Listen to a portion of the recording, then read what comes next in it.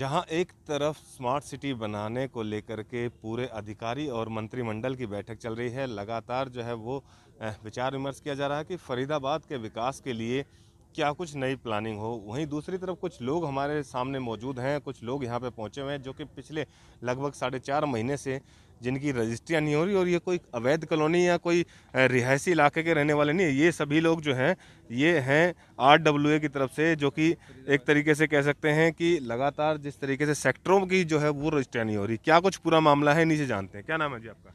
मेरा नाम गुरमीत सिंह देओल है और मैं Faridabad state agent welfare association का जनरल सेक्रेटरी हूँ।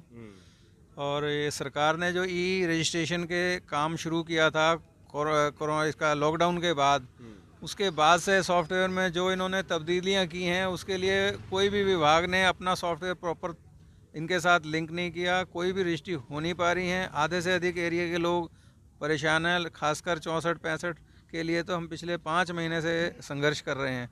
हर स्तर पर मुख्यमंत्री ज्ञापन दे चुके हैं, कमिश्नर साहब को दे चुके हैं, यशगर जी से 3 बार मिले हैं, DC साहब से 3-4 बार मिले हैं, एडमिनिस्ट्रेटर हुड्डा से मिले हैं।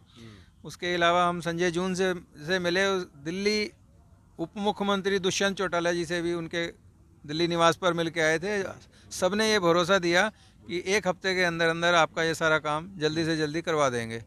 वो 1 हफ्ता हमें पिछले 5 महीने से नहीं आया और लोगों को इतनी परेशानी हो रही है। नगर निगम में जाओ, एप्लीकेशन दो, 5 दिन में काम हो जाएगा, लिखा हुआ 5 दिन बाद मिलने आओ।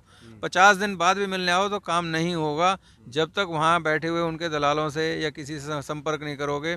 जितने डॉक्यूमेंट राइटर हैं वो कहते हैं यहीं छोड़ जाओ, जो कागज़ हैं आपकी बन जाएगी, खर्चा लगेगा। तो ये खर्चा लेके काम हो रहा है, प्रॉपर्टी ID बन रही हैं या लिमिट से बाहर हैं, वो तहसील में रजिस्ट्रियाँ क्यों हो रही हैं, इसके विषय में भी एक जांच होनी बहुत ज़रूरी है कि जिन लोगों की रजिस्ट्री हो गई उनकी ID क्या नगर निगम ने ही बनाई थी या अंदर खाते ये काम हो रहा है। सरकार का ध्यान बिल्कुल भी नहीं है इस ओर। तो इसमें आप दोष किसका मानते हैं कि नगर निगम की लापरवाही है, नगर निगम को नहीं ज्ञान है? शासन और प्रशासन दोनों ही आंखें मूंद के बैठा है, करप्शन बढ़ रहा है। शासन की भी जिम्मेवारी है। जब हम शासन के कम से कम 15 अखबारों में पिछले 5 महीनों में 3-3 बार आ चुका होगा।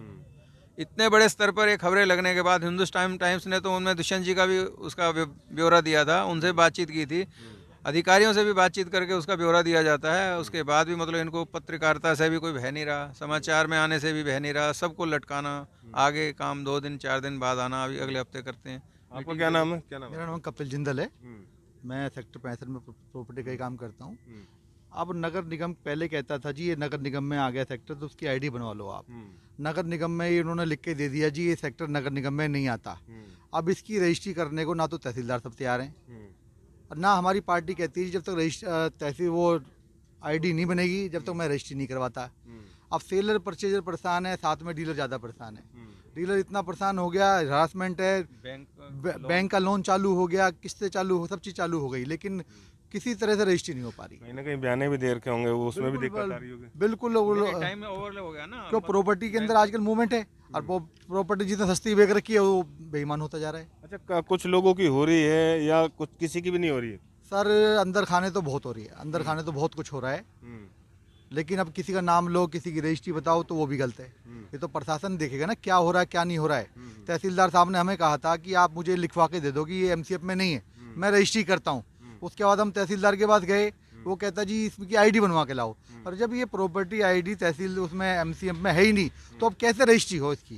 तो आप किससे मिलने के लिए आए आप? हम DC साहब से मिलने आए हैं। हम यहाँ से मुख्य वो है क्या नाम इसका कृष्णपाल जी गुजर भी हैं, यहाँ पे मिलने आए हैं, मूलचंद शर्मा जी, सबसे मिलने आए हैं। हम सबसे मिल भी लिए लेकिन ढाक के 3 पात हो रहे हैं, कोई काम नहीं हो रहा, बहुत परेशानी हो रही है।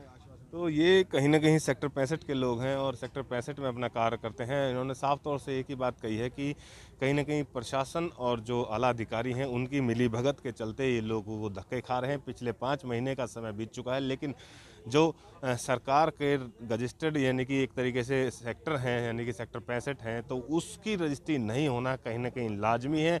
और उन अधिकारियों के खिलाफ जो है वो ये लोग कई आला नेताओं को भी शिकायत कर चुके हैं, लेकिन अभी तक जो कही जाए कि ढाक के 3 पात की तरह इनका काम जस के तस लटका हुआ। अब देखने वाली बात ये होगी कि अधिकारियों के कान पर कोई जूंग रेख पाती है या फिर इसी तरीके से लोग परेशान रहते हैं। फरीदाबाद से अनिल राठी, पंजाब केसरी TV।